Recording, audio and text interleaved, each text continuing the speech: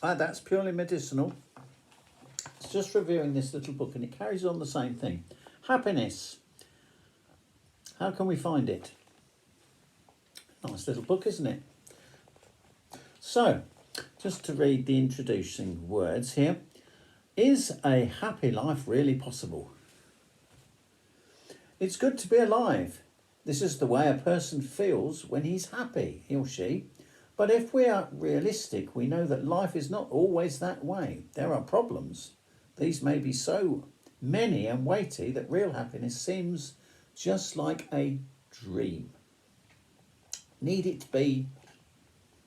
Now, this book is trying to say that we can get ready for a better future by things we do now. You see, what you do today, many people have New Year's resolutions, don't they? I'll cut down on the calories, etc. If we're able to keep some of these plans, then it affects our life, doesn't it? It can make life better for us in the future. And this is what it says here. On page 188 of this book, the kind of life we choose now will determine whether we will be allowed to enjoy the kind of life God will provide in the coming new order. That's not the one described by politicians, human governments. That's the kind of new order or new world that Jesus promised when he said to pray for his kingdom to come on earth. So Jesus will be the king and ruling then. He says it's easy to think first of the many physical blessings of a restored paradise. In the original paradise, Adam and Eve had ample, nutritious food. Thus, in the new order, there will be good, healthful food in abundance. Quote Psalm 72:16.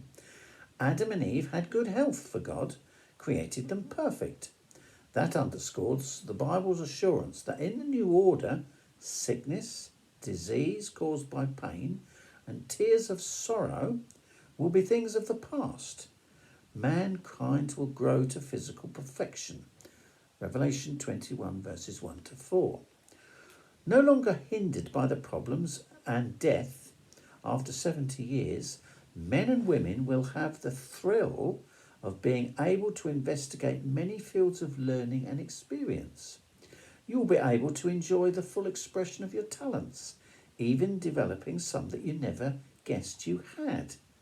Cooking, home building, cabinet making, decorating, gardening, playing musical instruments, tailoring, studying the vast fields of knowledge.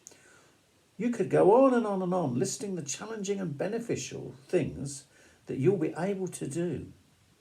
Jehovah once said, "The work of their own hands my chosen ones will use to the full." That's Isaiah 65:22. Also, the Bible says that in the Garden of Eden, the diet of the animals was vegetation.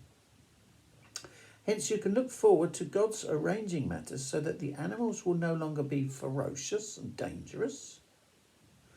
They will be at peace with one another and with humans. It'd be nice if you had to let your children wander out and not be at danger from wild animals. And be the same with humans, of course. We don't want people behaving like wild animals. They must love one another, so your children will be safe amongst their neighbours, your neighbours. And that's what we want, don't we? Security. They will enjoy companionship to the full. The Bible does not begin to describe in detail all the blessings that we will have in the new world.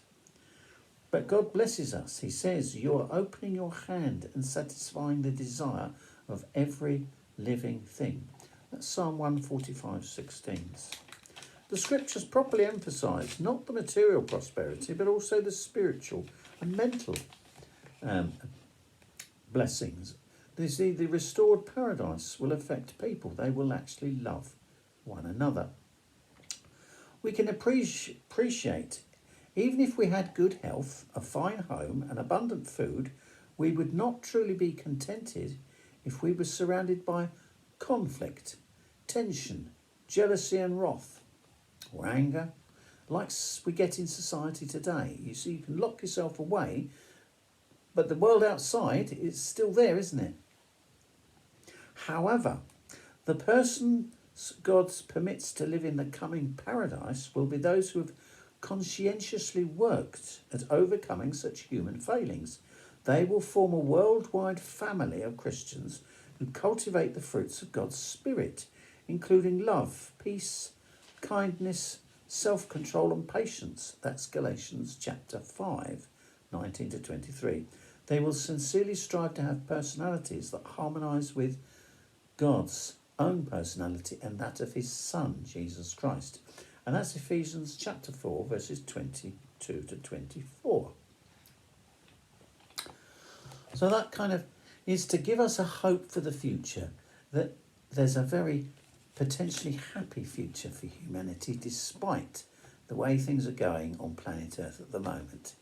And that's why this book was produced, and I remember taking it to people's houses and showing them that they can find happiness. Thank you again for watching. Have a nice 2000.